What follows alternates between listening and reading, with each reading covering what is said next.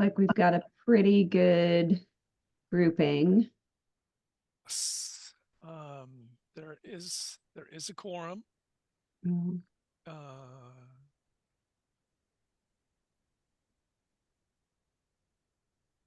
So why don't we call this to order? We've got a lot to cover.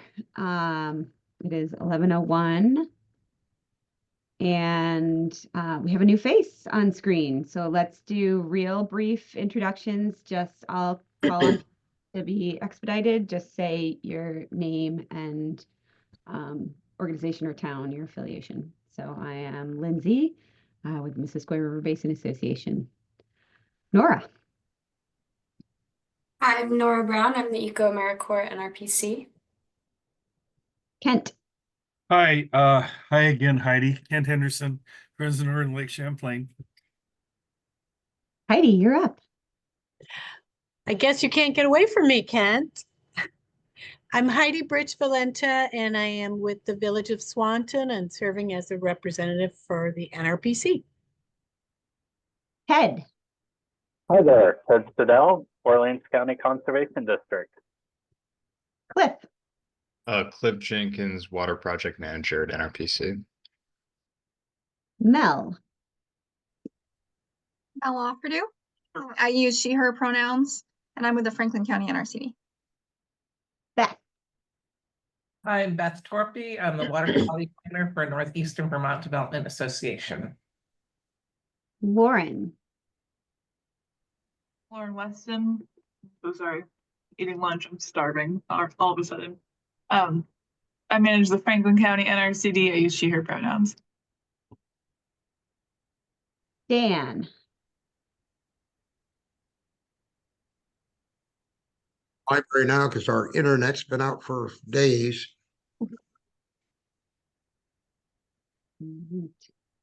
Bridget. Hey, I'm Bridget Butler. I'm the Executive Director for Friends of Northern Lake Champlain, and I use she, her pronouns. Sarah Downs. Maybe still not able to connect. Okay. I'm not seeing her with audio yet. Yeah, so Sarah represents Enosburg. Julia.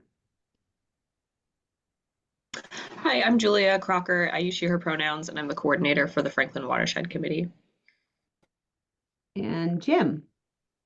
Hi, Jim Pease. I'm Vermont DEC retired, and I apologize, but I have the Lamoille County Conservation District AI note taker. All good. And then Dean, don't want to overlook you. Hi, everybody. Dean Pierce, NRPC staff, he, him pronouns. Thanks, everyone. If folks join late, I'll call on them and just make sure that Heidi gets to know all of us, at least as our little Hollywood squares. Meeting protocols, please be engaged. Please keep your screen off if possible. You can type in the chat. We'll be monitoring that. You can raise your hand. We've got a lot of stuff to cover, so try to be pointed and brief, but we also want good engagement. So thanks everybody for being here. Are there any conflict of interest declarations today? Sorry, Lauren. While you're mid-chew. I really need to be looking at the agenda. That would help. I have myself and Mel at the FCNRCD have 5 applications before you today, so we will be recusing ourselves from voting.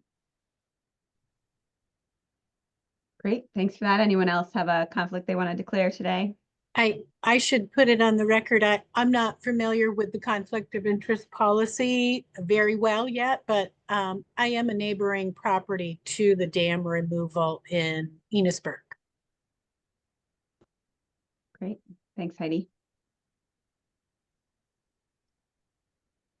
I think moving on from there, we will take any adjustments to the agenda or approve it.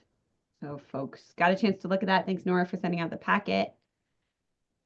Speak now if you've got any changes you want implemented, and if not, we'll seek a motion to approve.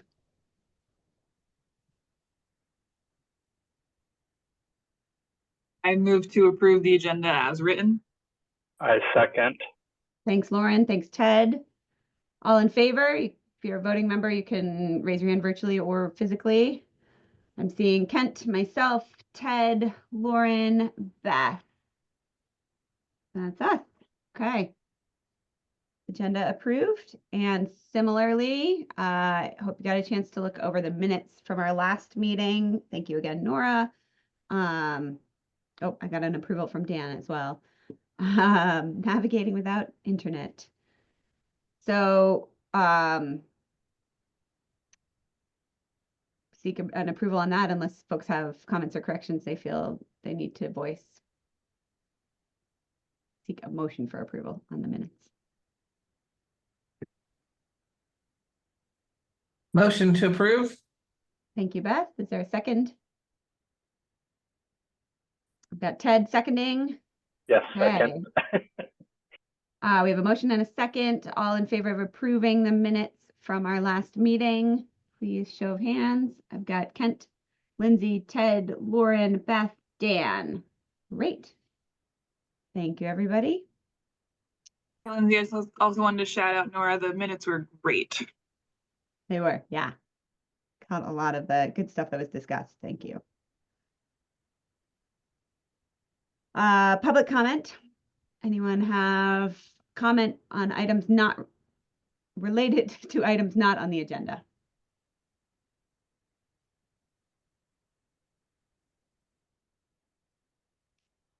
Seeing none. I do just want to take a quick second. Sarah Downs, if you want to just wave and say hi to Heidi so she puts a face now that we've got you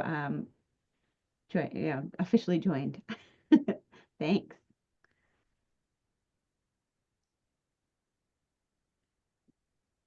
I don't think there are any budget adjustments, so we can scroll on past this guy this month.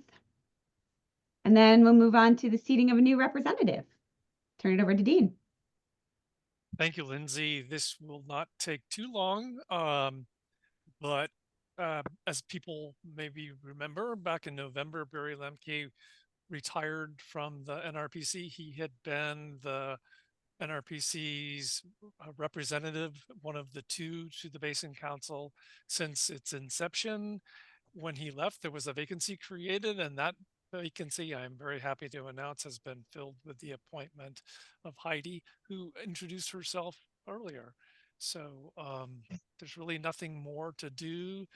The protocol basically is to recognize the seating of the individual.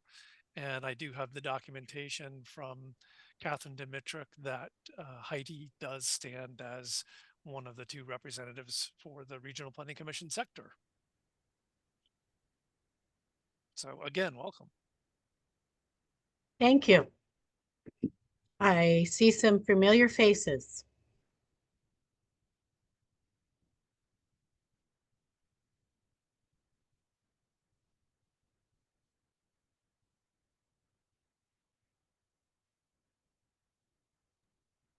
Lindsay, are you talking? Yep. You, yes, sorry. I'm seeing in the chat that that you sound a little quiet, Dean, when you speak. So if you can just make sure to speak up. Okay. Is it better now? I can hear you okay. But I will do some adjusting here. Thank you. Thank you. The review of applications. This is the bulk of today. We've received 5 applications.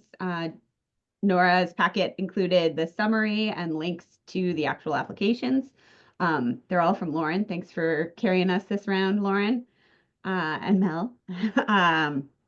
But I think can turn it over to you, Dean, and to Lauren and Mel to sort of talk us through them. Yes, and hopefully I've made an adjustment to the audio, and hopefully I haven't overcompensated. I think it's probably better.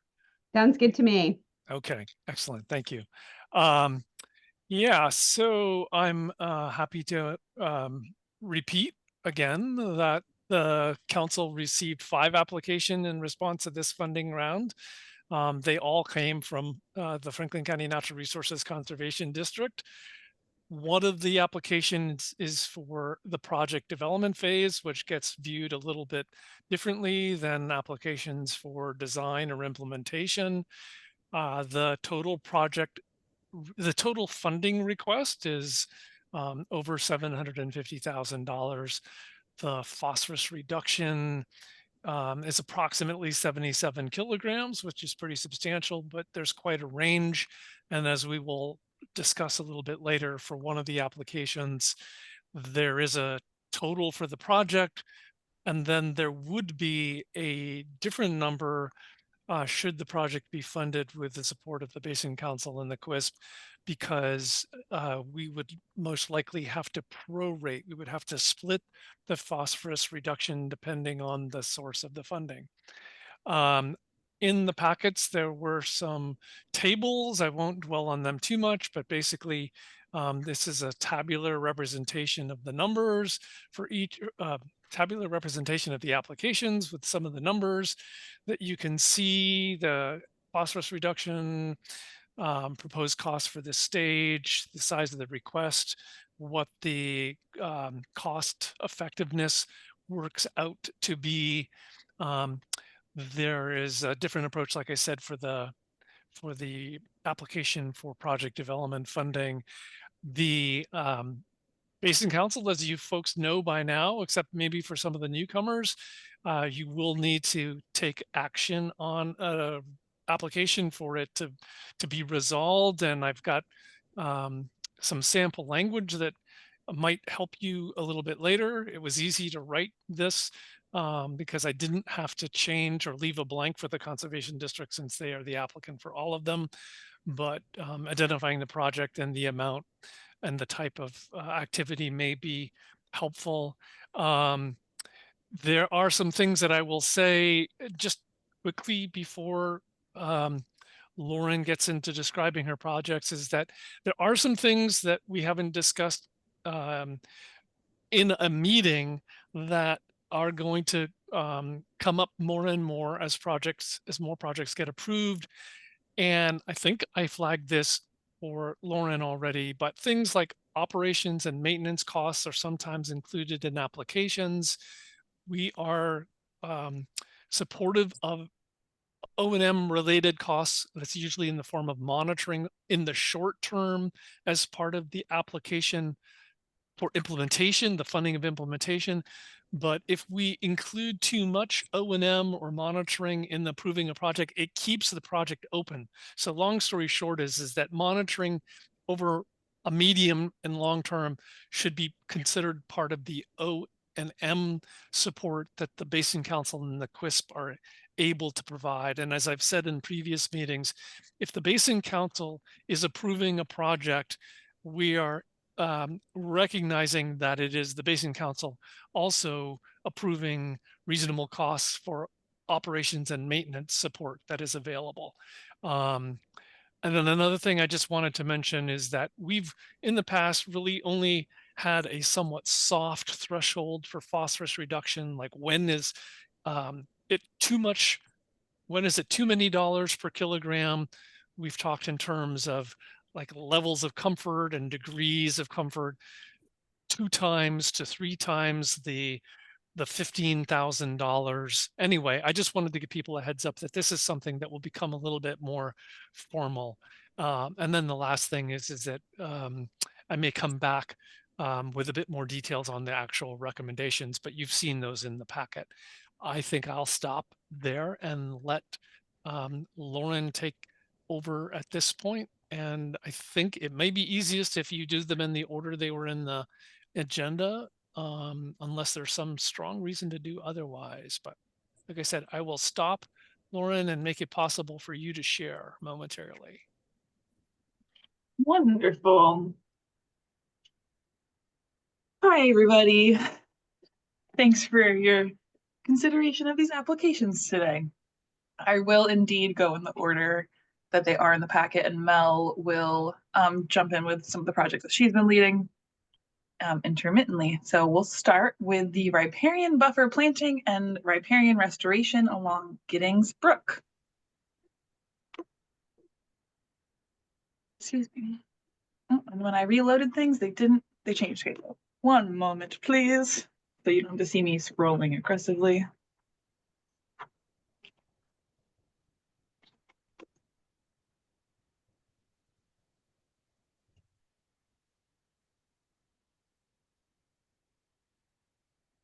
Alrighty. Lauren, can I interrupt just for a moment? Yes. I see that Alaire is joining us, so Okay. I'm gonna put her on the spot and then we'll turn it over to you. Alaire, would you mind introducing yourself? Yes, I'm sorry I'm late. Hi, I'm Alaire Diamond, Vermont Land Trust, a voting member, and good to see you all. And Alaire, Heidi Britch-Valenta has joined us. She's our new rep for NRPC. So that's the new face you see on the screen. And we are about to dive into looking at the applications. There were 5 submitted by Franklin County Conservation District. So Lauren and Mel are going to take us through those. Great. Jim, it looks like your hand's up. Yeah, I just had one question. You said 5 projects. I only see 4. And then I assume you're not going by the ranking, you're going by just the list of projects. Going by the list of projects, and the 5th one is a project development application, so it isn't in the same tables as the other design and implementation projects. Because it's just a different, we don't know what the P reduction anything will be. Okay. Yes. All right. I'm gonna do like brief project overview and then maybe questions, and then maybe team we vote and then we move on to the next question, or how do we want to do all 5 and then vote? It's been suggested in the past, or at least in some meeting that I've been in, and I think perhaps with this, that you do them one at a time. Great. All right. This one's pretty straightforward. We want to plant some trees in Enosburg on a parcel owned by the Jarvis Family Farm No. 2 LLC. Larry Jarvis's land. It's on Giddings Brook. The outline of this area that's shown on the screen is about 9.3 acres. We will probably not plant the whole thing. We want to go out with a contractor once we have secured funding to assess exactly what particular areas we should be planting that will have high success rates. And the P credits and the budget are all scalable by acres. So we asked for the most funding and then figured if approved, we could work with Dean to scale back down if necessary. But the phosphorus credits and the costs on a per acre basis. So we would be able to scale that down. I just want to be transparent about that. We identified this project over the winter, so we haven't been able to walk the whole thing without snow cover, but would like to see this planted this year. And our budget,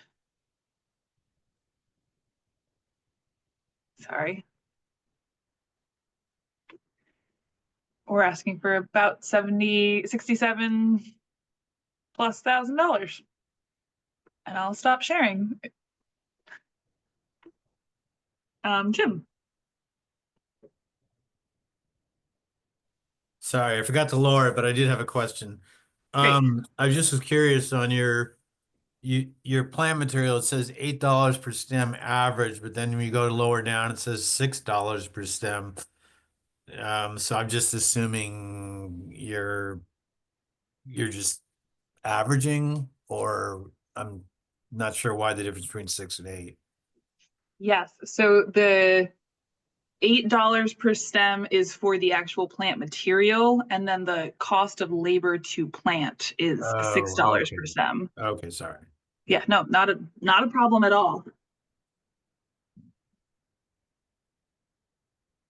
Is that with the Intervale or some other group? We got these costs we chose the higher end between the Intervale and Red Start. Okay. So that's where those costs are coming from. We do expect to plant some of the trees ourselves as the district, but because it's such a large site, we were planning to also have part of the site planted by a contractor. No, I think this is a great project. I mean, before I retired, we did a whole report on Giddings, and it is, I haven't currently seen what the biological data is, but the stream is impaired or was very close to impairment.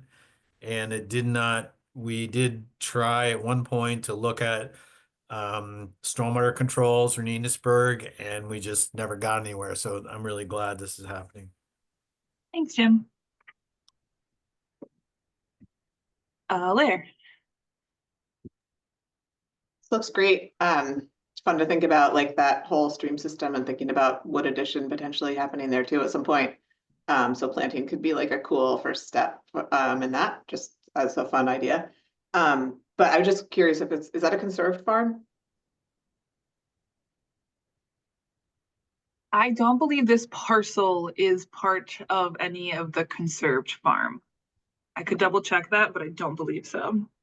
I'm curious about that. Like, just it's just nice when you guys are out scoping these things and like connecting with the landowners. It's like if it's not conserved, like I wonder if they'd be interested, or if part of it their other land is conserved, I wonder if they'd be interested in thinking about adding and that kind of thing. So yeah, I think it's a great project too. And if there's if those topics come up, it would just be fun to see if there's other opportunity there, because like if we're investing in this planting, it would be amazing to have like have that be like a wetland protection zone where that would be kind of guaranteed into the future.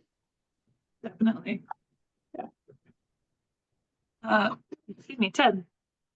Yeah, I like this. The one thing I'm curious about is how much of your budget is for the site maintenance going from August 2025 through into the following year. And I'm assuming this kind of circles back to Dean's preface of O&M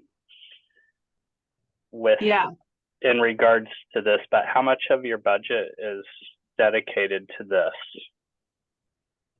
So of the request before you right now, none of the 67,484 is including O&M. Okay, so the budget is just straight for the planting and nothing beyond that. Correct. The phosphorus reduction efficiency, so the kilograms of phosphorus reduced divided by the total project cost, that does include an estimate of what future O&M costs would be. If that makes sense. Which number should I be looking at your P reductions? So that number would actually be in Dean's summary table. Okay. I'm pulling it up right now. I'll get that open for everybody.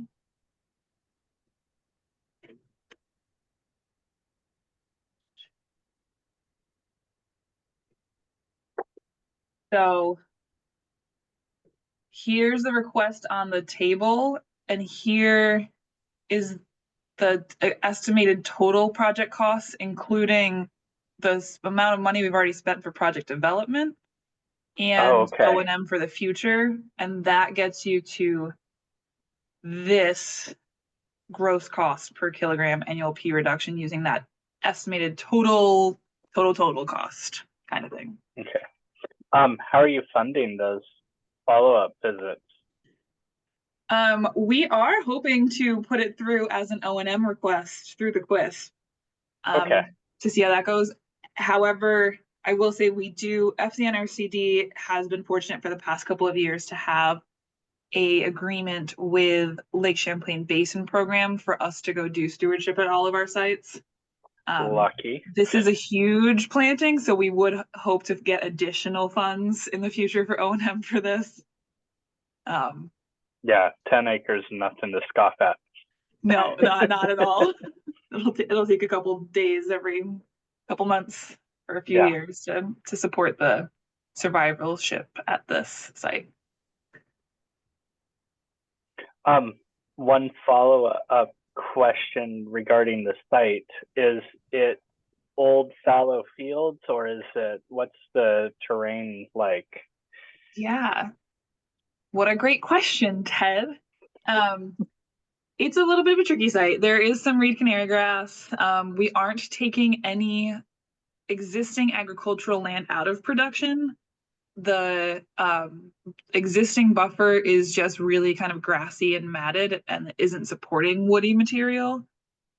And so we're hoping to introduce some woody material and support that. That being said, you may have caught, sorry, lots of scrolling today.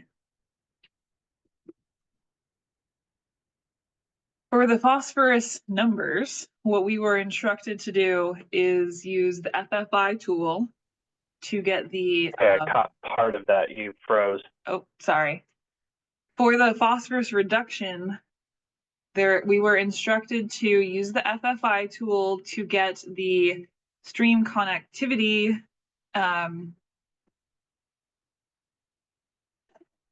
key reduction value and add it to the interim phosphorus reduction tool calculator. And in the interim phosphorus reduction tool calculator tool, sorry, saying that backwards, there are two outputs of an estimated P reduction from the drainage area and an estimated P reduction from land use change. And so because we are not actually proposing a land use change, we are only including the estimated P reduction from the drainage area. So we did not give ourselves this additional 7.67 points. And with that, it is still, or without that, it's still a very P effective project. But did want to be transparent about that.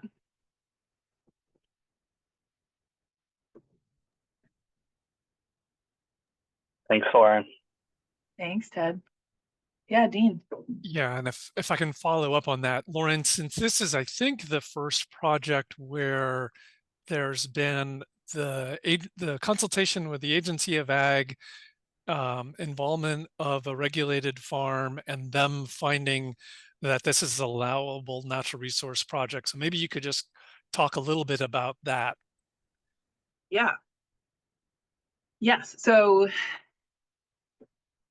this project is taking place on a regulated farm field. So the field is managed by a regulated RAP regulated farm. And so we did have to ask the Agency of Ag if this was a project that they would approve of. And it was actually it was like a 24-hour turnaround response, which was really great.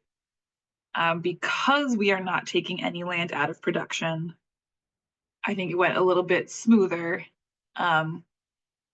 with approval from the Agency of Ag to move forward with this project. I believe that had we been proposing to take some land out of agriculture, the Agency of Ag would have suggested that we potentially review a CREP project first, because CREP, which is a Agency of Ag /FSA/NRCS program, can actually pay a landowner to take land out of production, but in order to plant trees, but that land needs to be in active production to qualify.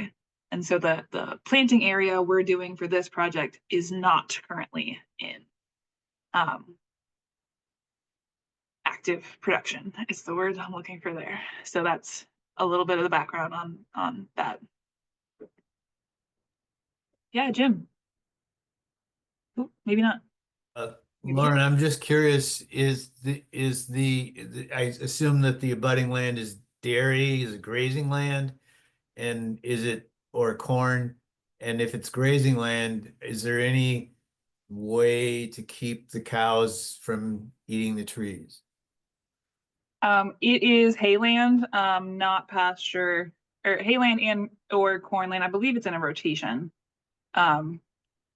So the cows are not at this property and would not be able to access this area. This is just somewhere where crops are harvested from and brought back to the barn. Okay. Good question.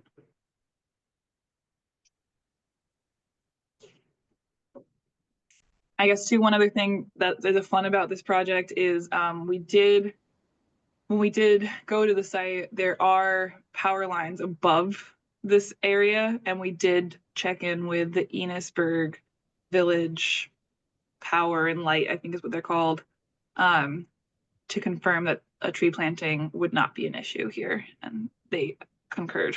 So I'll just share that too. Sarah, I think your hand was up. I was going to say that this is on the east side of the road is the golf course, and then there's village. There's no livestock anywhere near this property. Thank you, Sarah. Lindsay, it looks like you were unmuted for a second there. I just wanted to make sure you saw Sarah's hand. Gotcha.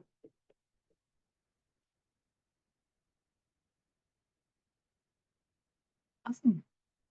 I guess too, this project, actually, I should have mentioned this. Sorry. This project did come out of another WIC project, which was to use, it was a project development project that is still ongoing to identify areas, priority areas across Franklin County for tree plantings.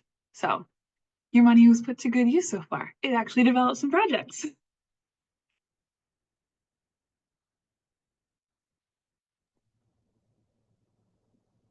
I'll turn back over to Dean or Lindsay. I don't know. Whoever you want.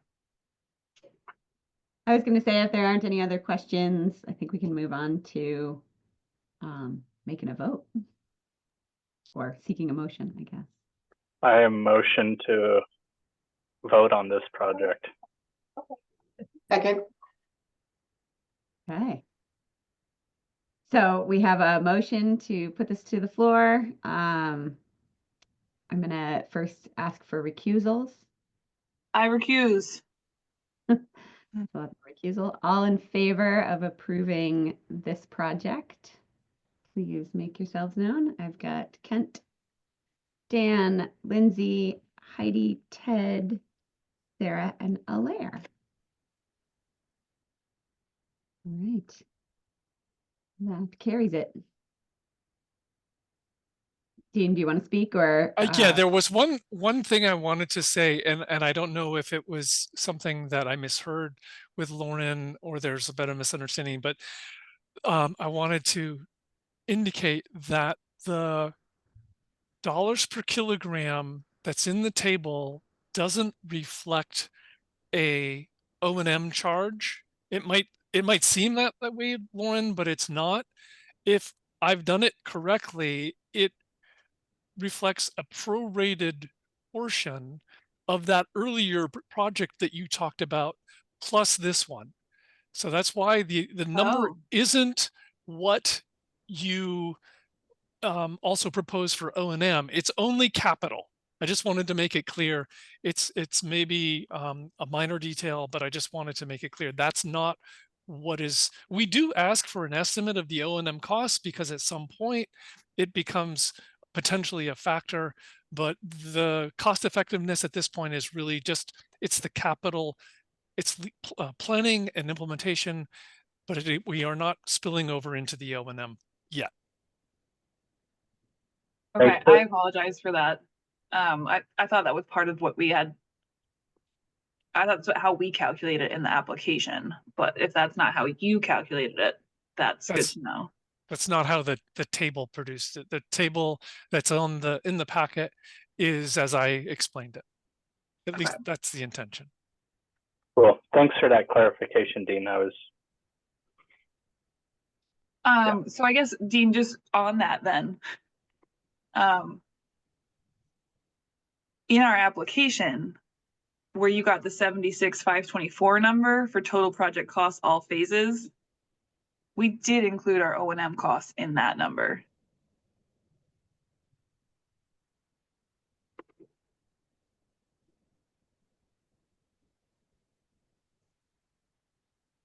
Or you're muted, Dean. Okay, so I'm going to go back and look at the spreadsheet. It's a relatively small number, and I don't want to sound like it's too small to make a difference, but the intention is for the O&M costs not to be considered in this at this stage. O&M is a separate, we do want to know about it, but it's not being used in the ranking spreadsheet to determine the priority. Okay. I think we had probably gotten confused because in the application it asked for total project costs, all phases. So we did include O&M in that total there, but happy to. Yeah, we will clarify that and we will make sure that that's clearer next time. Okay, thanks.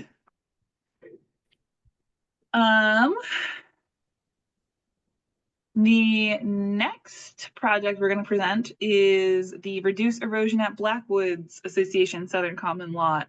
So I'm actually going to turn it over to Mel for that one. Hi everybody. I'll share my screen.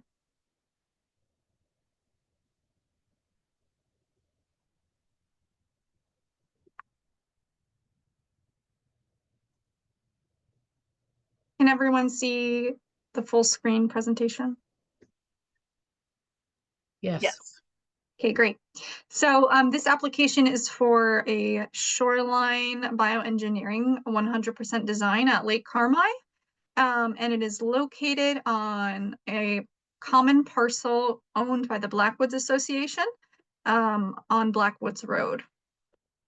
So the project goals are to reduce erosion along approximately 50 feet of the Lake Carmi shoreline. And right now it's about a 3.5 foot tall eroding bank, which has been caused probably by ice push and wave action. And as a part of this bioengineering process, we'd be implementing a stone toe, encapsulated soil lifts, regrading, planting, and live stakes. And yeah, so that would also be increasing vegetation along the shoreline where there is currently mown lawn directly to the lake. And the 30% design was already created by Fitzgerald Environmental Associates as part of our Lake Carmi BMP assessment project that we completed last year, 2024. And this is just the map that Fitzgerald Environmental created for that 30% design. And we are also planning to do some additional plantings on the southern side of the parcel, but it's not directly on the shoreline. And this is just another view of that shoreline where you can really see that mountain from the ice push. The budget is $16,125. We had originally asked for an additional $8,000 to cover cultural resources review, but we received a response from VDHP already saying that that wouldn't be required. So we had the ability to decrease the budget from our original application. And just some other project benefits I wanted to mention. We have some very enthusiastic landowners that are really excited about this project and they want to be involved. And also the fact that it's a common lot used by many landowners. It is private, but many people use it. And many of these people live along Lake Carmi and own their parcels.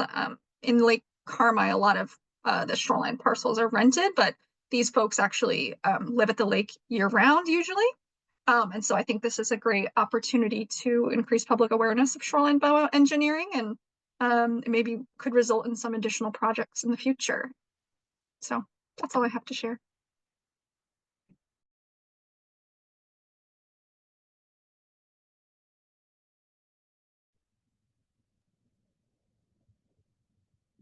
Dean, do you want to turn it over? Yeah, I'm going to kill the mood a little bit just to draw attention to the paragraph that was in the memo. We're backing this project at this stage, but we are flagging the relatively low cost effectiveness of the implementation. Just as a reminder, when we get a estimate of implementation costs, we take the midpoint of the range. That's just been the practice. We haven't looked at worst case scenario or best case scenario. but with only a kilogram, 0.05 of phosphorus reduction, it's not a terribly strong one. So anyway, I just needed to say that before the discussion continued.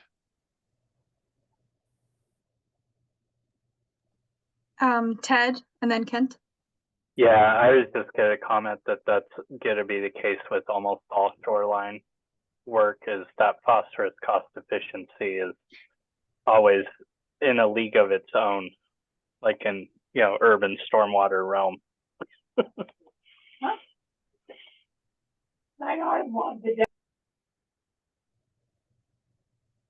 Thanks, Ted. Kent. Okay, my turn. I'm curious if there are other benefits. And what are the adjacent properties to this? I know that's in an area where, 10, 15 years ago, there was a lot of concern by the ag agency in that area about some contamination from out-of-date farming practices. I'm curious about the location of this property and if it is in the area that was under so much scrutiny. I'm not aware of that. Maybe Lauren knows more. I think I know what you're talking about, Kent. And this lot isn't part of that. It's a really small lot. I believe what you're talking about might be a bit more southwest of this parcel.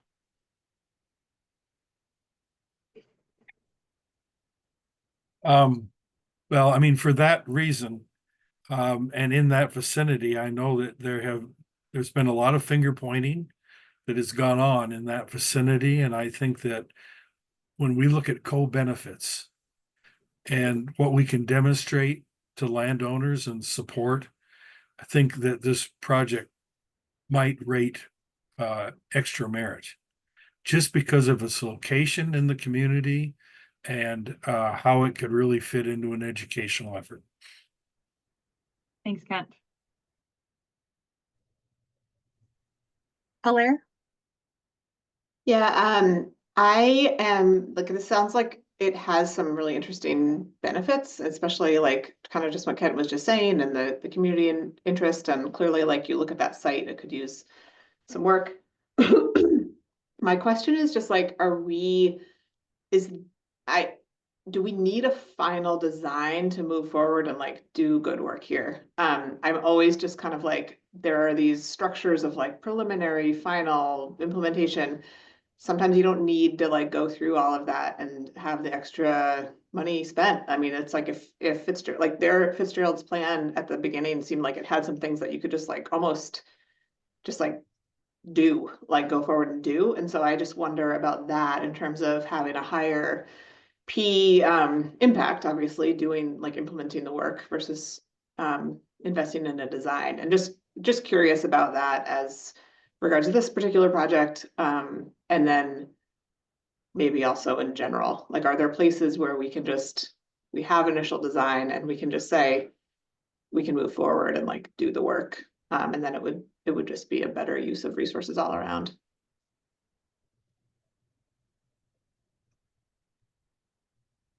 I'll just briefly speak to that. We've been informed to go get a final design. I will say though, a couple of years ago, I did a shoreline design, and within the same 30% design, I was able to then get approval to just go straight to 100% design because I hadn't spent all the budget. And so I had enough budget, but I don't know, like, this we actually paid somebody to do, so I think it might work a little different, but that's just one example. That was at Lake Carmi, but that was before the QUISP and some of the more formal CWIB funding policy practices have come into place.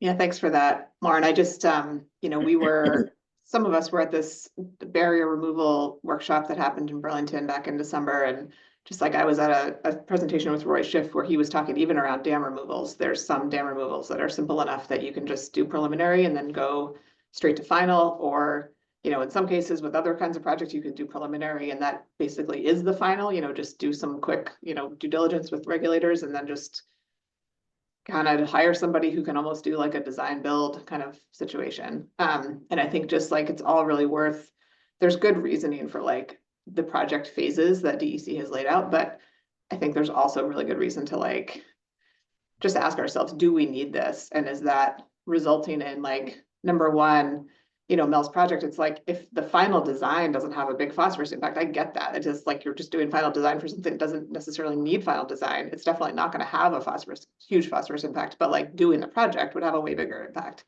So it would just hate to like see if she doesn't get, if we don't approve something like this, maybe it doesn't get done. And then we don't want that, right? Like it just kind of like is the lack of the effectiveness of final design preventing like good work getting done. Like, I don't think any of us want to see that.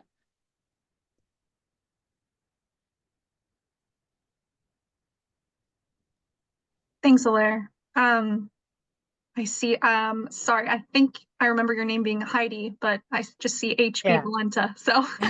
Yes, it's Heidi. And I was just going to build a little bit on what Kent was saying, that I think that spot is at the bottom of a very steep dirt road that carries a lot of stormwater down it. And I remember doing a project for the Franklin Watershed Committee there to try to capture some of that stormwater. And it was running down. It's a lot of overland stormwater there, as well as the push from the ice, is what I recall. I don't know if you. So there are two common lots owned by the Blackwoods Association. There's one that's directly at the bottom of Sandy Bay Road. Sandy Bay tributary goes through there. I'm not sure if that's what you're referring to. This common lot is farther down Blackwoods Road and more to the south. Got it. Yeah. Thank you. You're welcome. Did you want to add anything else, Heidi? No, thank you. Okay. Dean? Yeah, I was just going to say quickly that when applications come in, we are usually looking to see that the applications reflect the watershed project ID. I was going to add that I know that there have been cases when projects have gone from 30% to implementation and 30% has been considered 90%. But that's really more Karen's domain, and I know that she was going to be late, but now I see that she is here, so I will yield my time to her because she probably is going to explain what it takes to skip or combine stages.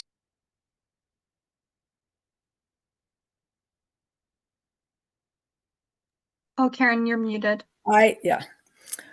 I love the idea of skipping design, final design, when you've already got enough information just to build it and to get the funding or an estimate for cost. So the only thing is that you need to make sure that you've got everything you need from the final design regarding permit requirements, which sometimes isn't there. And so you just want to make sure that you've got the okay for permits before you actually start doing your work. So, you know, maybe this would be a good discuss, or I could bring back some more information for a meeting where it would be sort of a overview of where and how one could go from preliminary design to final design. For this project, you know, if you've got everything you need for the final design, meaning basically the permit requirement or permit sign-offs, natural resource sign-offs, and that you have the landowner letter or something saying, yeah, we're into this, you know, it's right.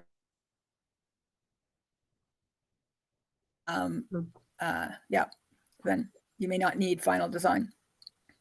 And I can just certainly change something in the watershed projects database, but I don't, you know, at the last minute if you wanted me to do that, but I'm not sure if you're ready for that. And so I'll just say we do have landowner approval. We have discussed this with regulators. And we would need a lake encroachment permit, but we have not applied for that yet. Because Okay. just by virtue of this being a part of our assessment work. And the 30% design was sort of, yeah, it wasn't planned to DeQuist or anything, so. I Yeah, don't know so if you so have it make yeah, so it makes sense, and then that this is final design where the work really is the permit, going for and getting the permit. Because you'll need some funding for that, and you'll need some design to get that. But maybe figure out with Allison how engineered the design has to be, and maybe you can actually reduce the costs that way.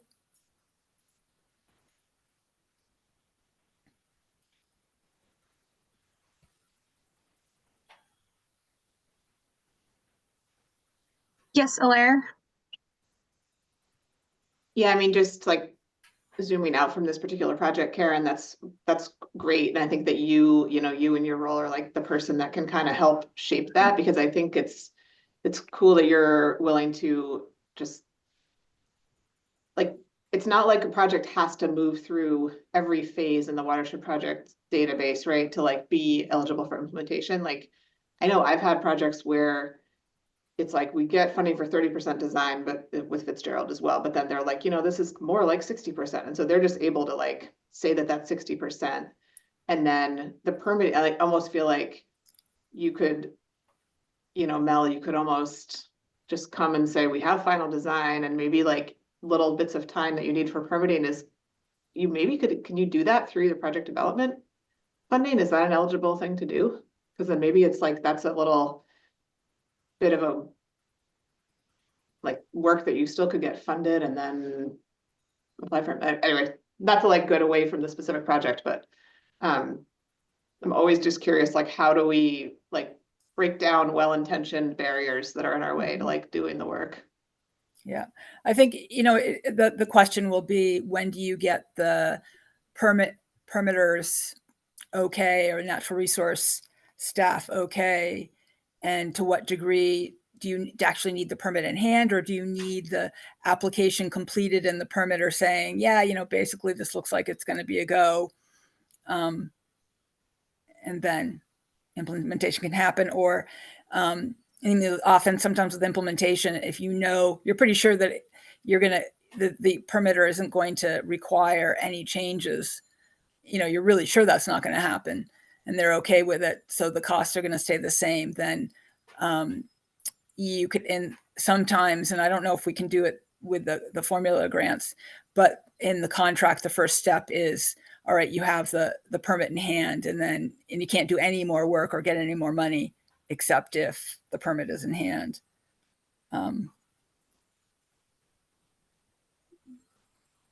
But yeah, so I'm happy to talk about sort of what would be required and the degree of sign off from the resource staff, permitting staff.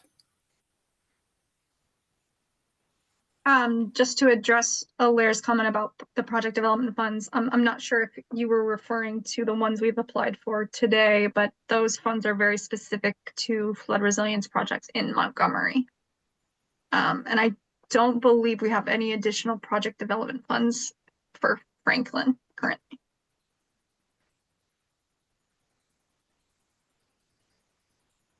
Mel, I'm going to jump in because Lindsay has messaged me to say that she had to step away or will have to step away.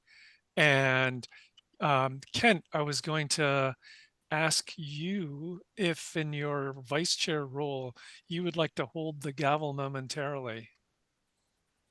Got it.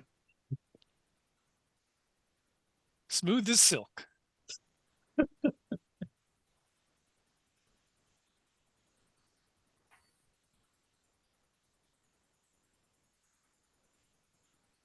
All right, so I've got the gavel in my hand. I don't see any hands up at this stage. Are we ready to take action?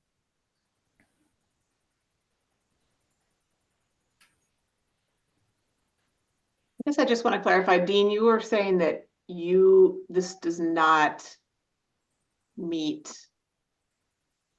the criteria for funding. Well, no, I was, if you're referring to the comment that I made about being a downer. I was just referring to the text in the cover memo where we said that the amount of funding is 16,000. And future implementation costs are between 40 and 80 estimated phosphorus reduction.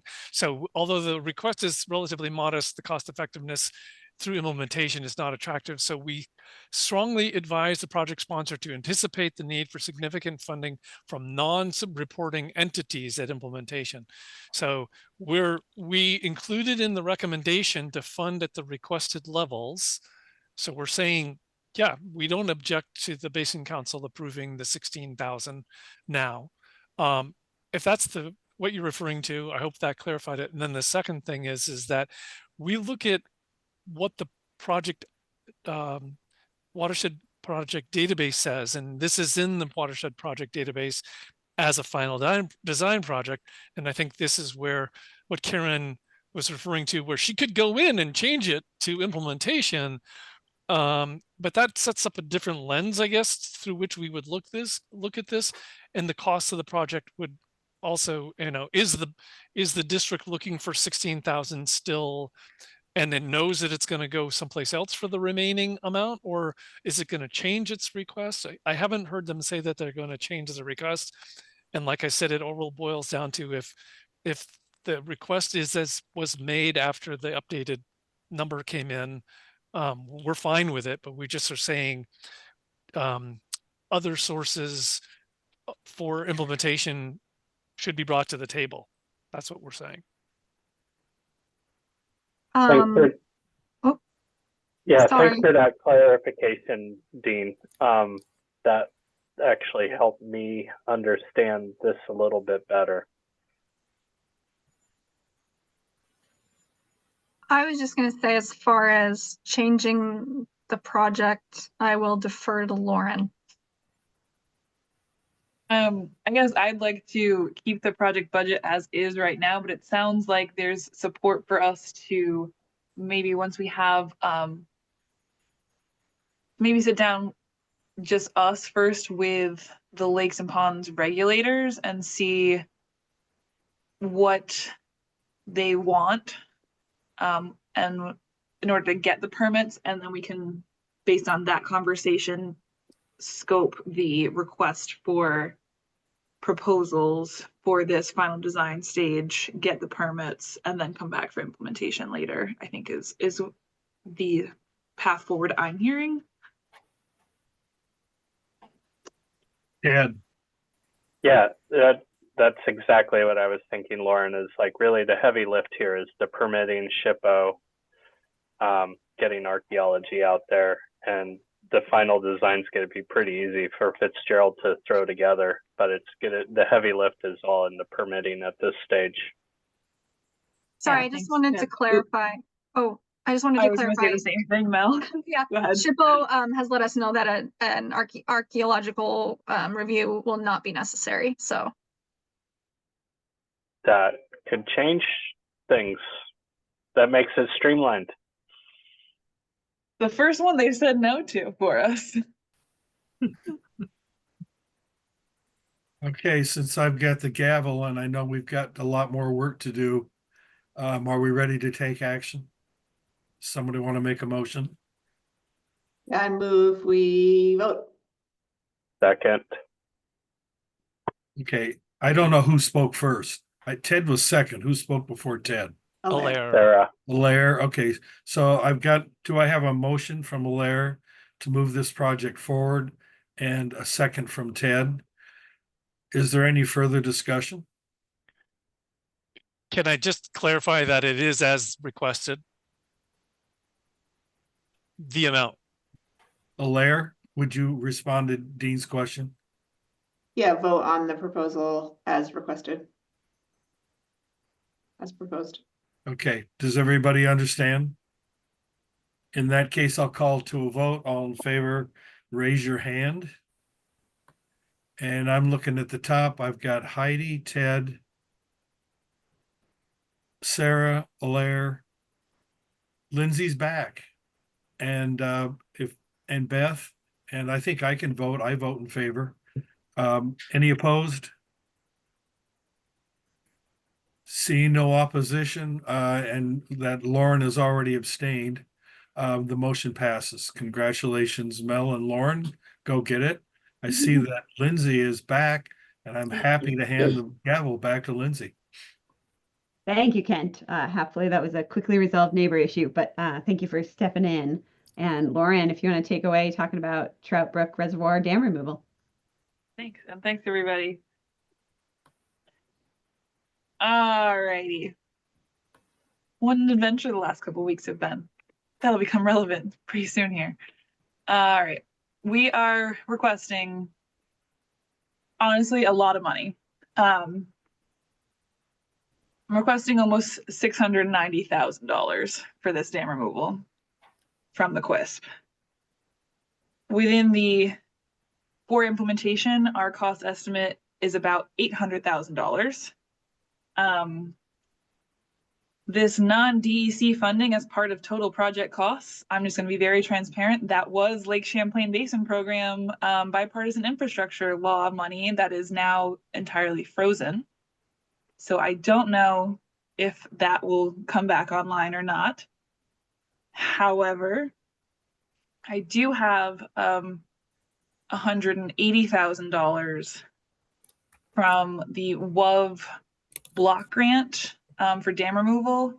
So that is still DEC funding. So this number might end up being zero, but I do have funding from another source and I want to be transparent about that. And that's why this number isn't $800,000, even though that's the current implementation project cost. Okay. So this dam is very exciting. It's located in Berkshire, but it's actually owned by the village of Enosburg Falls. And it used to be, back in the 1930s and 40s, it was actually part of the water supply for the village of Enosburg Falls. It was always dirty and not super safe or reliable, so they now use 2 wells that are on the same property for all of their water supply,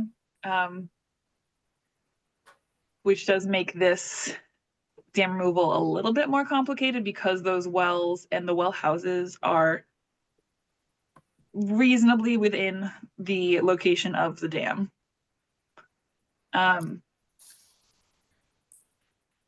We have basically 90% design complete, and I still have some funds from the WIC from before to finish the final design and get all the permits. We are expecting those to be applied for this month. For those of you who don't know, Jessica at SLR broke her femur skiing, so it might be a little bit delayed because she's our engineer. But we're still hoping to get to implementation during the field season this year, which is between July 1st and October 1st of 2025.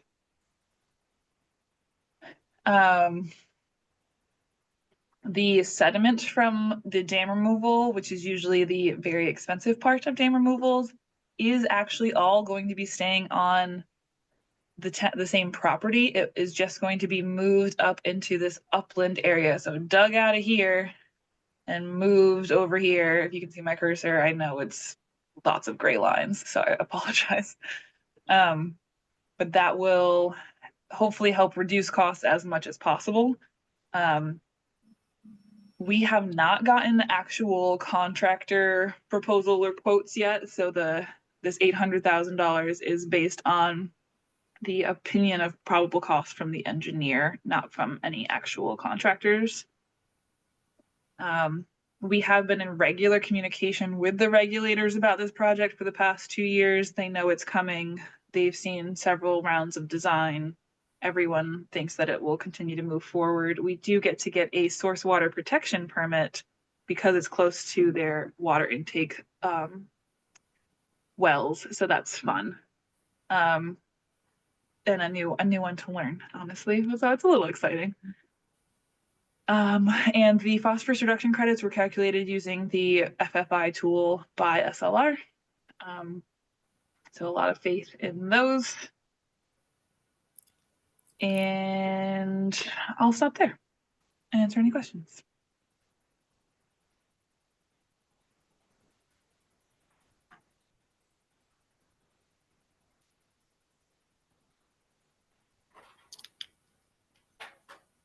I guess my question is around the funding. You know, what do you do if other funding isn't available? It's a lot of money. Yeah. Excellent question. I think at this point in time, if the WIC does approve the 688, I do think I have enough money using just the WUV grant to pay for the whole project. That being said, and Dean might want to chime in there too, the cost effectiveness, so phosphorus reduction in kilograms divided by the total cost of the project phase actually doesn't change if I lose or use the LCVP money, because they are a reporting partner. So we already would have had to include any money that they were going to contribute into that phosphorus reduction number. Karen and Dean, I don't know if you are responding to this comment or if you have a different comment. I wasn't going to talk about phosphorus reduction number. So I didn't end up getting finding the material for this meeting, and so I couldn't review it beforehand. So sorry about repetition. So this is for implementation. Yes. And so your letters from wetlands and rivers are, what do they say? They've indicated which permits we will need from them. And have they, yeah.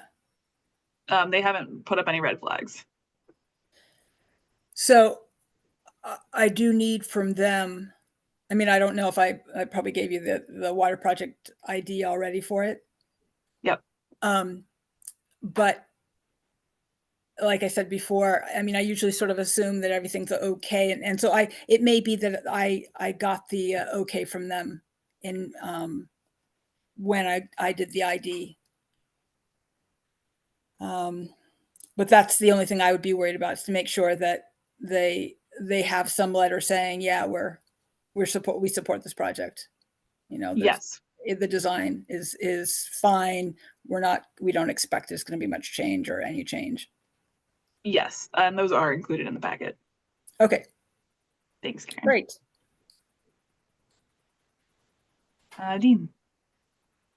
Yeah, I was just going to reinforce what you had said earlier. The cost effectiveness of the project doesn't really change when it's another reporting entity. We just get a smaller, the QUISP gets a smaller share to put on its books. And I would also just, I guess, go out on a limb and say that it, at the rate, the dollars per kilogram, it's an attractive project. And so if the QUISP was able to capture more of it, we would be fine with that. So I'm not wishing any bad luck with the other funding source, but it is conceivable to me that the QUISP could stand behind a recommendation to backfill for a larger amount, because the economics of the 900,000 total cost as a kind of a worst case divided by the 47, it's still a relatively attractive project compared to most of what we see. So with that, then I guess I don't know if this is allowed right now. I guess for full disclosure, I was under, when I submitted this application, I already had an LCVP contract that I had signed and was locked into for $116,000. So I had to use that. At this point in time, who the hell knows what's going on? I am happy to still try to use the additional WUV funds that I have also received that aren't reflected in this application. But if the QUISP and the BWIC still find it an attractive project, maybe it would be more attractive to all and maybe free up some other funds for other WOV projects to just ask for the full $800,000 from the WIC today, under the working assumption that the funds I had from LCBP I am no longer contractually obligated to do, because aren't we having fun? Dean. Yeah, I didn't want to sound like I was wishing away or a change to either funding source. I guess I was trying mostly to reassure Basin Council members that the project was not at serious risk in terms of viability, at least in my own mind. So I'm not trying to change that, because you and I have talked about this and we've had meetings, and I had understood that you had agreements and or expectations, commitments for these other sources, and you were going to use them, and I got that, and that's where my head was at in reviewing the application. And when we came up with a recommendation, I'm a little hesitant to say, yep, this is this exact same thing as far as the a larger request, but I'm not saying I couldn't get there with a little bit of time. But I also, like I said, mostly wanted members of the Basin Council to know that if things fell through, and I guess the question of, having a conversation with Lynn to free up the WUB money for something else is something that you might want to have that conversation with her. Ultimately, the book members are free to make whatever motion they want to. And if you approve it, then we still have, some opportunity to figure out details before the task award is signed, because that's what ultimately controls. So I'm trying to walk a fine line. And hopefully, yeah, if there are questions, you'll ask them.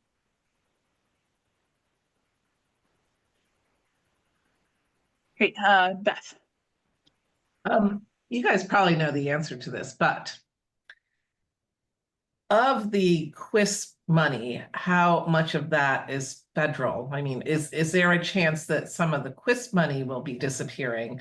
The other question is, if that's the case, do we actually have the money in our accounts? Or are we going to be waiting, even though we've been promised money, is it a possibility that the rug gets pulled out from underneath us, like the Champlain Basin program stuff? The QUISP dollars are state dollars. All of all 100% of the QUISP is state. My understanding is that the QUISP dollars are state dollars, and excellent. That's what we understand. So, and then furthermore, the QUISP have a series of agreements with DEC that you can think of as phases, and we are still working with money in phase one, although with this set of approvals, we would be spilling over into phase two. It's just a simple way of thinking about it. And there's a phase three after phase two. So it is not, we're not so concerned about this. It's not like we have to use it or lose it, or well, we have contracts we have grant agreements, which are contracts with DEC for those three, and we'd been understanding that there would be a phase four, but who knows what's going to happen this spring. But those three are in place. I mean, there have been a lot of discussion, people speculating. You don't know what would happen if things really got bad for the state, but I don't want to go there. Right. No, I don't want to. Too speculative. Yeah. And where are we in the timeline with the different phases? Like we're moving along where we should be. I'm just thinking of future money and yeah. Well, we have three in hand, and the impression I've had is that the fourth one won't be. I'm not surprised. I won't be surprised if the fourth phase is less than we've had before, and so I'm expecting that, even though maybe they would say it won't be, or it'll be level or something. But I knock on wood, we're still in okay shape with the 3 phases that we have and the applications that we're contemplating, where we haven't had any reason to say, oh my gosh, we have to start metering out the expenses because our work as a clean water service provider is part of a 5-year agreement, basically, and we're in the 3rd year, roughly speaking. Great, thank you, Dean. That's a relief. Ted. Just to follow up on that extra 116,000, it looks like if you did the calculations, this would fall into go kick it to the board to approve a budget increase, I believe, Dean. Is that right? So if we wanted to approve this as now, and you need to still fill that shortfall later on, Lauren, that price increase, given the price of the project, would fall under the WIC board approval? Anything, yeah, up to 10 administrative, 10 to 20 staff plus chair and vice chair. Yeah, okay. 20 or more goes to the Basin Council. Yeah. So I think we're in good shape. Kent. And that would help buffer your shortfall. Yeah. Kent. Okay, yeah, I didn't want to cut Ted off. When I reviewed that list that was circulated yesterday of the BIL projects that are in the state and that we were commenting on, I noticed this project on that list, but it's not listed at the same amount. It's listed at $416,000. And I was just curious, and just if there was an explanation to that. Yeah. Keen eye. In 2023, I applied to the Lake Champlain Basin program for $116,000 for final design for this project, and at the same time, I had also submitted a final design request to the BWIC. I ended up I received both, and so I am funding the final design with the BWIC money because I didn't need to go through a QAP for LCVP. Okay. And so Corey Miller at LCVP very kindly let me roll over the money I had been awarded for final design from Lake Champlain Basin program into future implementation costs. So I had $116,000 for implementation from 2023. And then this year in 2024, I applied again to LCVP to get some implementation money. And I've been awarded the $300,000 from LCVP, the additional $300,000, which is their annual cap. However, I have not submitted a work plan nor signed a contract for the LCVP money because I was trying to understand how other funding sources might play out, and LCVP had agreed to let me do that before I finalize that agreement. So I have a full contract for $116,000, and I could have a contract for $300,000 more, but I have not signed for that additional $300,000. And at this rate, I don't intend to, based on everything. Okay, that's great. And it sounds like you've followed a very intelligent and sound strategy here. Good job. Thank you. Yes. Thank you, Kent. Yeah, I'm doing my darndest. Jim.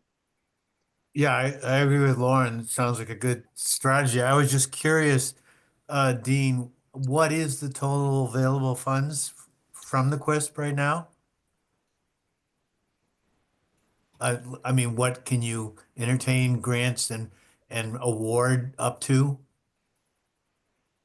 Well, it's way more. I don't have that exact number. Okay, so it's more than what's being requested now. Yeah, what's being requested now would move us from drawing the funds from phase 1, and we would and that's the project funds from phase one. It's the 85% of the 1.9 whatever million that was the first phase into the second phase, which is equally large.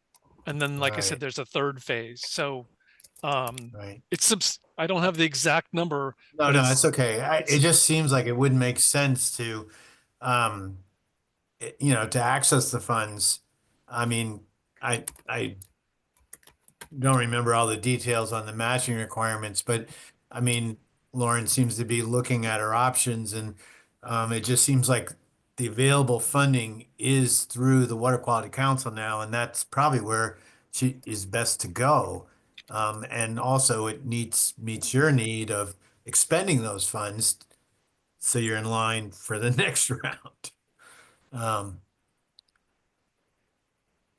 and the state funds are more stable, surely.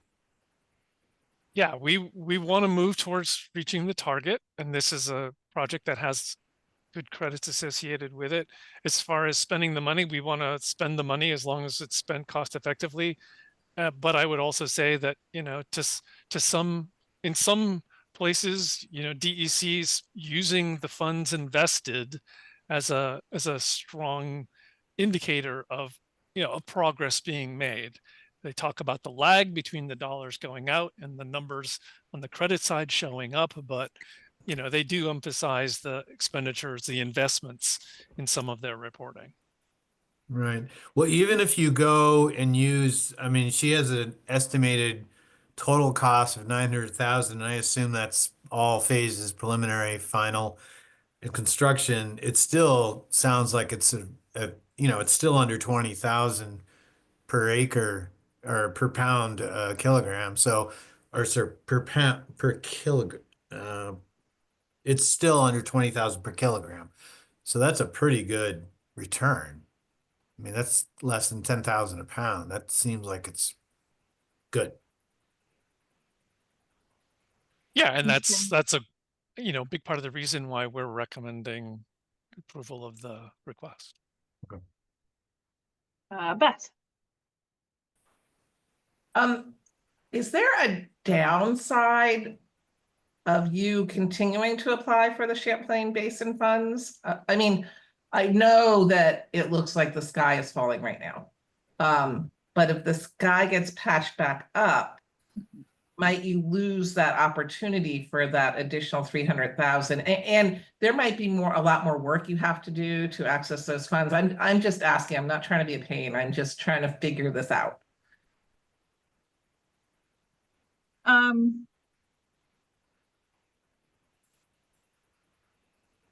There's a bit more paperwork, but no. The real risk is that that money actually isn't available anymore. But you're making an assumption that it's not going to be available, so you're not even going for it. So I'm just wondering if it's worthwhile to go for it, even if you don't get it, because you would still have the money here.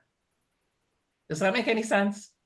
So I guess yes, that does make sense. And from what I understand from Dean is that the QUISP would actually like to pay for more of this project than pay for less of it, so that they can claim more P reductions. I get that. Yeah. And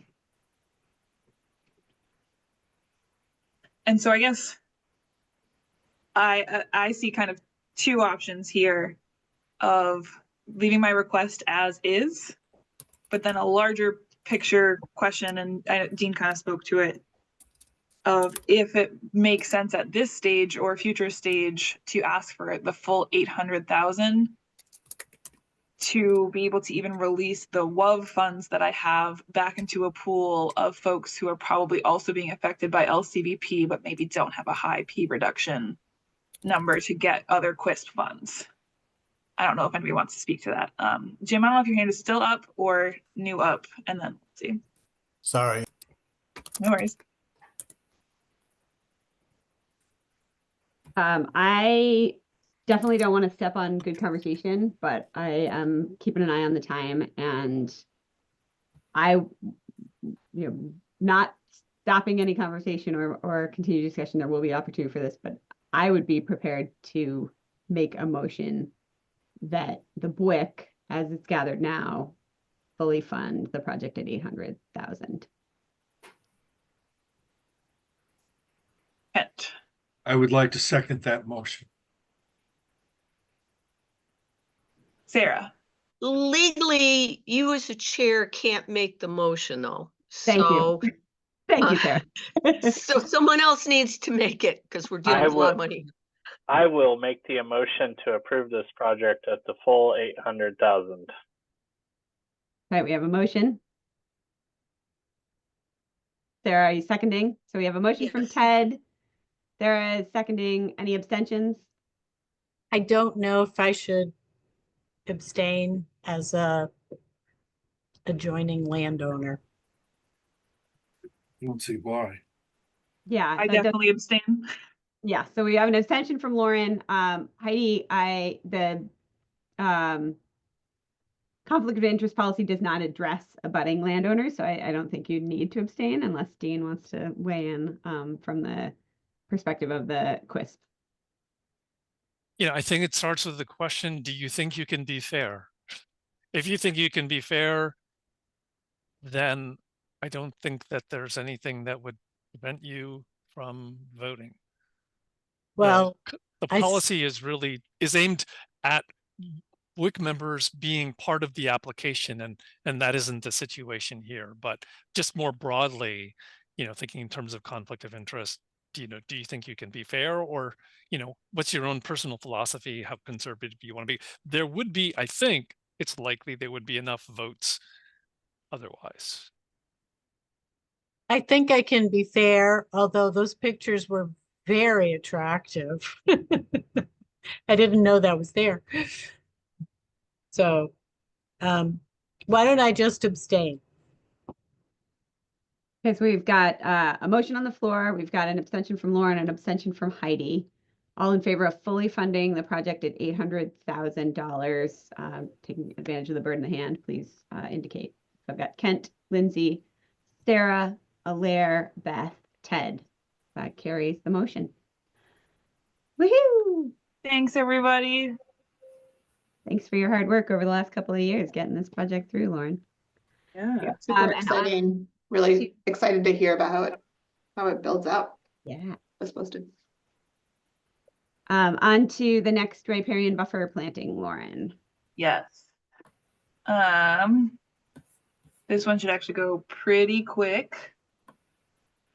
This is the same landowner in a different location. So it's also Larry Jarvis's lands. It's in a different part of Enosburg. Sorry, I should have had this up. We are now southeast of the village of Enosburg in this map.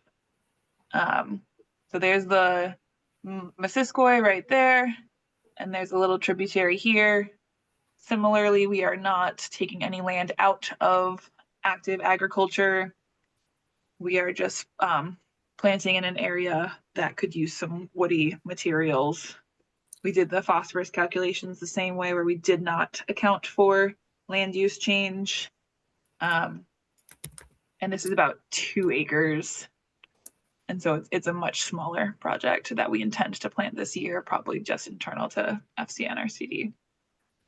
And I'm asking for how much money today? A little over $14,000, $14,381. Using the same rates as the other grant application as well. Happy to answer any questions. And I just have same question around conservation and if there's any permanent protections on that area. And if there isn't, is there interest in pursuing that with the landowner? That is conserved. It's conserved, okay. Are they, do you know if there's special protections on that area, like wetland or riparian? That I don't know. I just know it was conserved from the former owner. Okay. Do you think they would be interested in like some sort of overlay easement potentially? I can certainly ask. Yeah, that'd be great. I mean, just like thinking about folks who are receptive to this kind of restoration work. Yeah.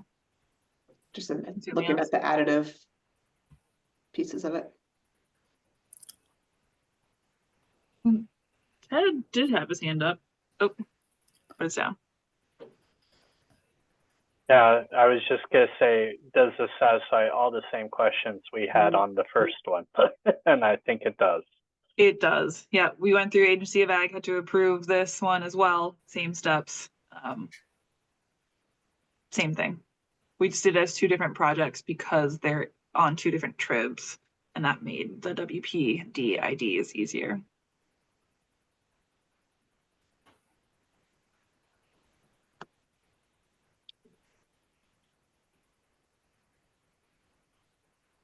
Yeah, Sarah.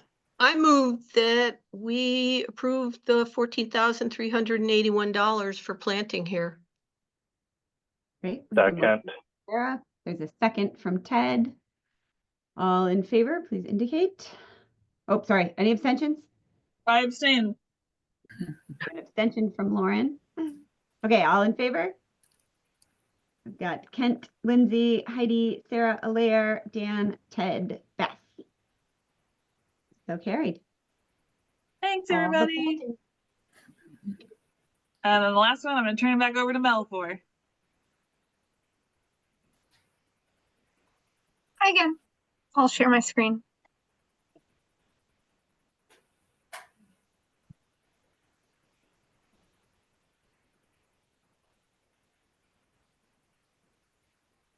Okay, just want to make sure everybody can see the presentation, and thank you.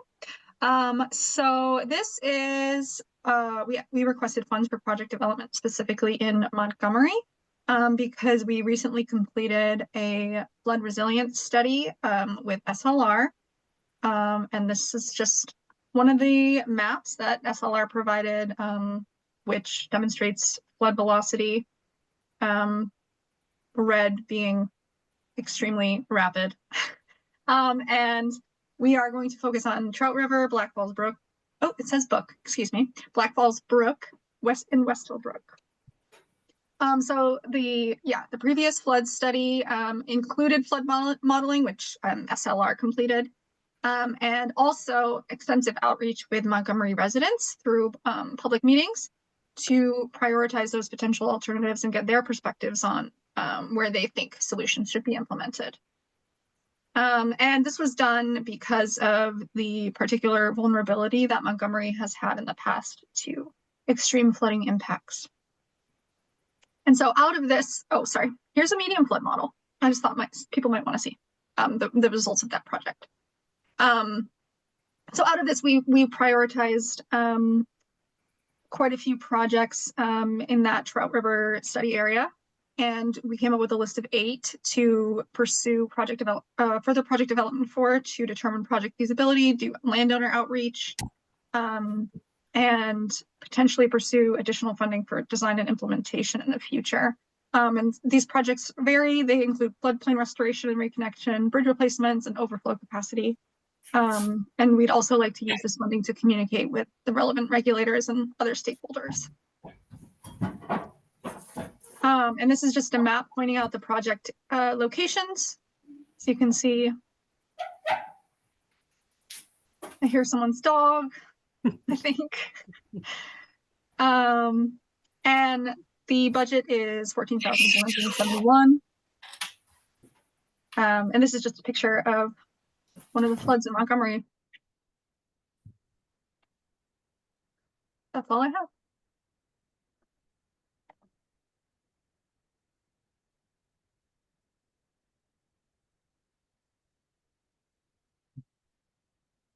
Are there any questions?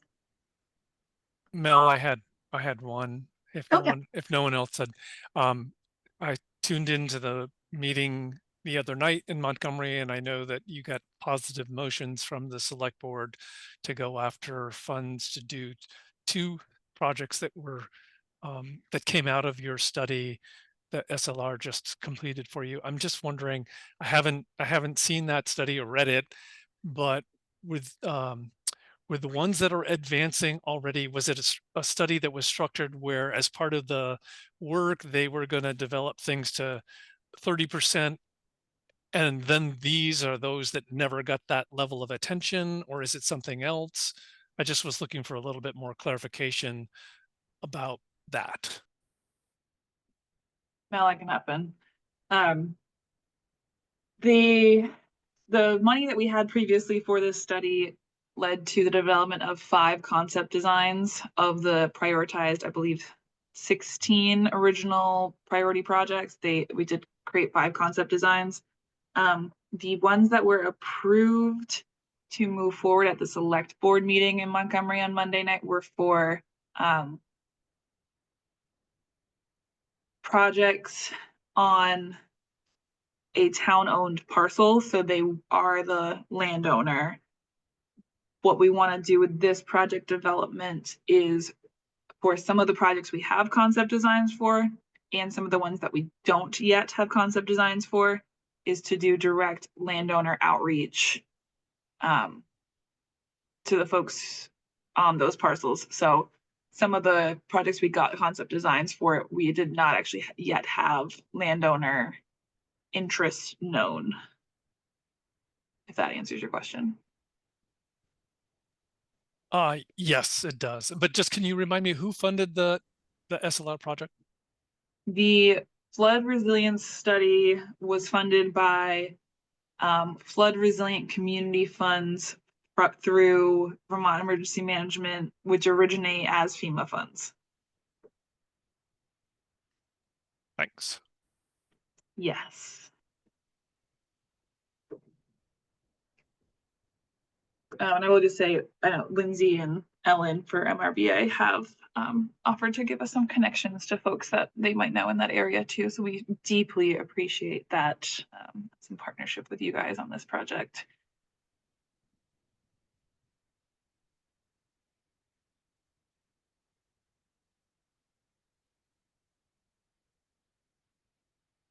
I guess too, like, just to speak to the project that we did get approval for at the select board meeting on Monday night, is a floodplain restoration project on town-owned land, and the town has asked us to continue applying for additional FEMA funds to do that work, and it's looking positive so far.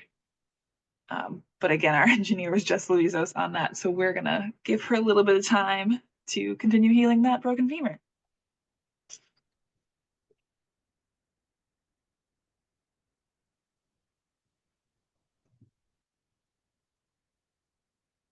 Any other questions about the project development project? If not, we can seek a motion. I motion, since that seems pretty straightforward. We have a motion on the floor. Is there a second?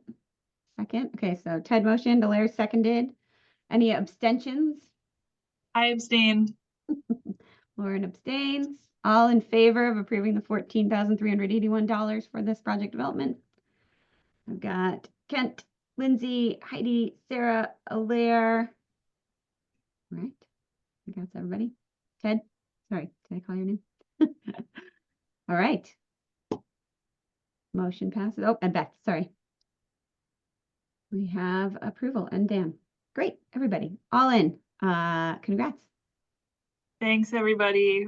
Appreciate you spending the last hour and a half of your life talking about projects. Yeah, I appreciate that you guys submitted so many projects. It's really neat to have a very full meeting for spending down our dollars. So keep up the good work. Yeah. Super exciting. It's like awesome to see all the work that you guys are doing. Thanks, everybody. We couldn't do it without you, so thanks.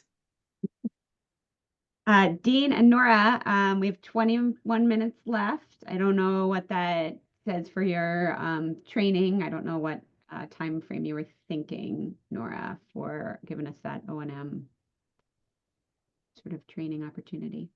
So I had warned Nora that time might not exist to cover it, and she's been bumped a couple of times, I think, or at least once. Awesome. Nora, are you raring to go? I also appreciate that you've had a pretty intense meeting so far, and you probably deserve at least a brief break. But I think ultimately it's for you as a group to decide. Do you want to delve into a completely different topic to clear your palate? Do you want to call it a win and have lunch if you haven't had it already? I'm starving, I'll be honest. I'm calling it a win and high-fiving Lauren for making bank. Ditto on that. I have to procure my lunch. I forgot to bring it. So, I mean, that proposal would push Nora to our April meeting. April? Is that April the next meeting? No. When is our next meeting? Yeah, April. April, okay. Yeah, April 2nd. That's fine. I'm happy to give whenever people are interested in hearing about O&M briefs. Okay. Yeah, I didn't mean to belittle it. I just like my blood sugar is rapidly I do falling. think April 2nd is not a bad time to be thinking about maintenance activities. So that seems pretty timely. So, And I thanks, would Nora. use the additional time to review some O&M documents that someone sent me for review. So at least I will be keeping with the theme. I have the April 2nd meeting at 12 o'clock, not 11. Is that correct? No, it's at 11. Ah, good. I'm glad I caught that ahead of time.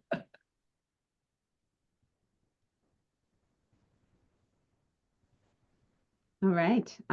Well, thanks for flexibility, Nora. The next item on the agenda is roundtable project sharing. I feel like we're probably all sort of steamed out about that.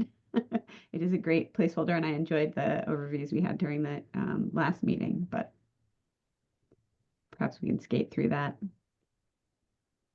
And then we've got updates and announcements. Dean, do you have any of those? Really was to just draw attention to the fact that there is something called the action plan that's been mentioned in some of the DEC newsletters that have gone out. It's kind of it's an action plan, 2 phases of work that DEC has compiled as a follow-up to things like the summit that was last year and other input opportunities. Anyway, they are looking for comments, and if you do not get any of their newsletters where the link to that is mentioned, I will send it to you. And then we've already talked about the next meeting, and then other possible agenda items. I keep mentioning this, but and we haven't had full-on time to address it, is the public involvement policy that was adopted. So there will be some things to choose from. And I also see that Alaire's hand is up, so I will yield the rest of my time to her. Thanks. I guess I just had a question generally around the roundtable project sharing. We have a project, VLT has a project that a few of you have been involved in, like visiting in North Troy. So we're doing a dam removal, and there's an upstream culvert on a town road.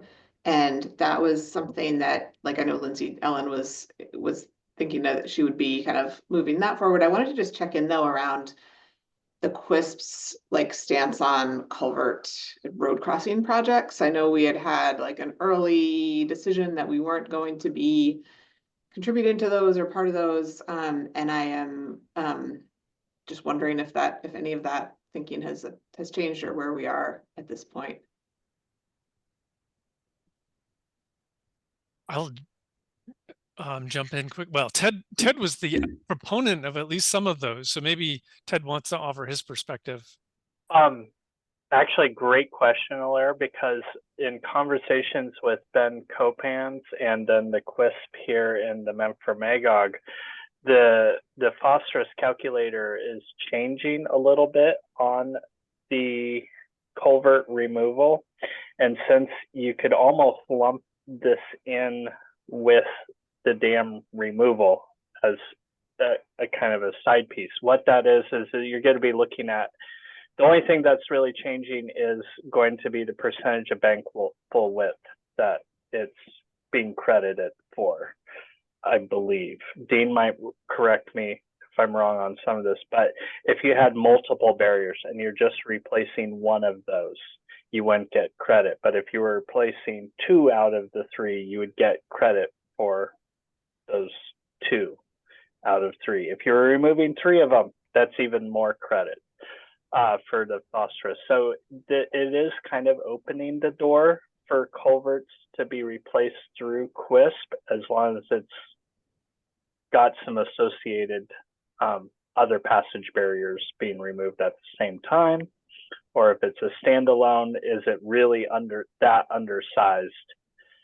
And by opening that up, it becomes much more geomorphically compatible. But it's something I'm keeping an eye on, because there's a lot of culverts out there that need to be done, particularly on private land. Municipalities I'm staying away from, because they have their own bucket of money to handle those unless they need some kind of match. But the fact that you have a dam coming out nearby and there's a culvert right upstream, that's going to have a lot more power to it. Yeah, okay. Yeah, my reaction quickly is that in the early days, it was really that they were expensive projects and they did not have much in the way of credits. But as Ted is saying, there are some tweaks coming to the FFI tool, and this isn't something that I have spent much time looking at, but I know that one of my counterparts in central Vermont had a project where it was very much complicated by the proximity of more than one barrier, and yes, you have to meet this threshold, and so you could be spending a lot of money and not meeting the threshold, and so it didn't look like very attractive. I don't know how it will sugar off in terms of these tweaks and whether or not it will change it,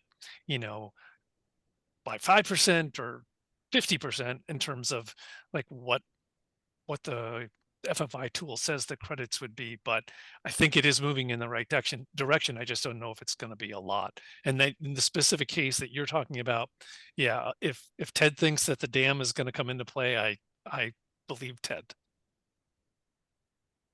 Okay, yeah, I mean, this is helpful. I've recently got like really burned by a QUISP in a different watershed with like putting in a bunch of work, and then actually this very situation, Ted, that you're describing kind of like reared up in a weird way, and now we can't get the funding and stuff. And so it's like, I want to make sure that if we spend time doing, like the application and getting the FFI piece and the analysis there, working with MRBA, that we're not doing that for naught, because just want to make sure that we're like working in a direction that everyone agrees is like what we want to work in.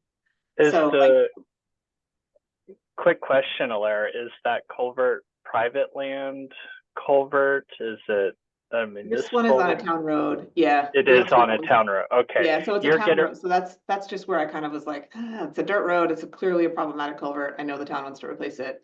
VLT owns the land on both sides, and then we own the land with the dam. So it can work if you get town to front a lot of that, and then the QUISP, it becomes more attractive for the QUISP, at least from the Memphremagog point of view, to have the town take the lead on the funding, and then you can come in with some match on that, because there is some phosphorus crediting there.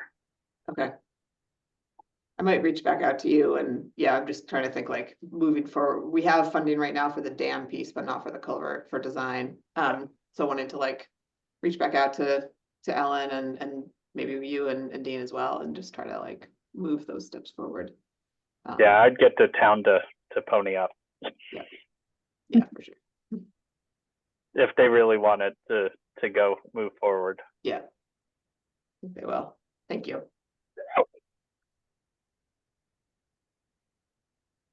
Any other announcements or updates anyone wants to share? Our last few minutes.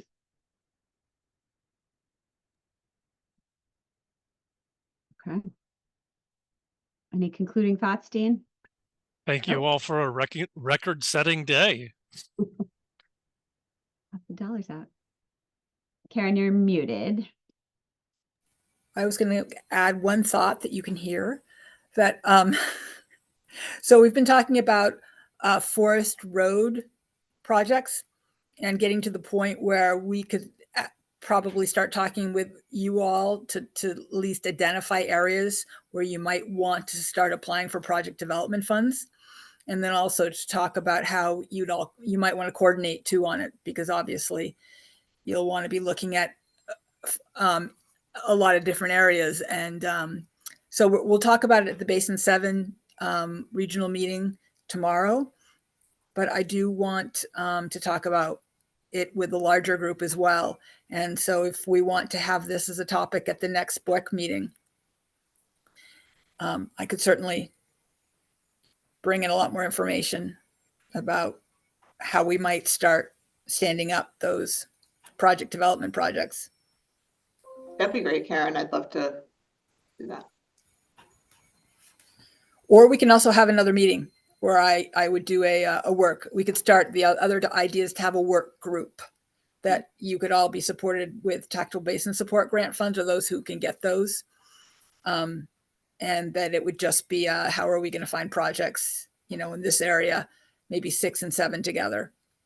So if you want to send me an email with your preferences, I guess, since we don't have a lot of time to talk, or it can be brought up. We're still sort of throwing spaghetti against the wall, right? But by April, we should have all the information you should have, and the training started. So let's talk. Thanks. Lauren? I just know some of the folks on this call are planning to come to both of the events. Also, I'm hosting tomorrow the Ag Water Quality Partnership meeting and the local working group meeting, both of which are in person at the St. Albans Museum.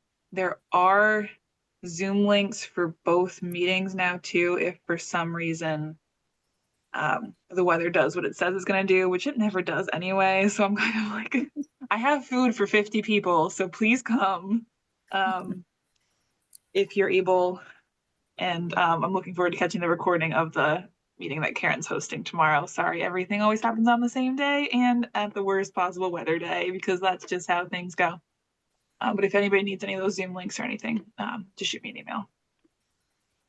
Thanks. Thanks, Lauren. I think, Dean, unless you have any concluding thoughts, we'll take a motion to adjourn. Only other thing, possible topic on the horizon, adoption of projects. Just bringing that back up, doing a little bit of noodling in the back here, looking at project potentially. Great. On that note, anyone want to make a motion to adjourn? Got a motion from Alaire. Looks like a second from Sarah. All in favor? Everybody? Hey, we got everybody. Thanks for a great meeting. We're adjourned at 12:54 p.m. I will see you all soon. Thanks, everybody. Thanks, everyone. Good to see you.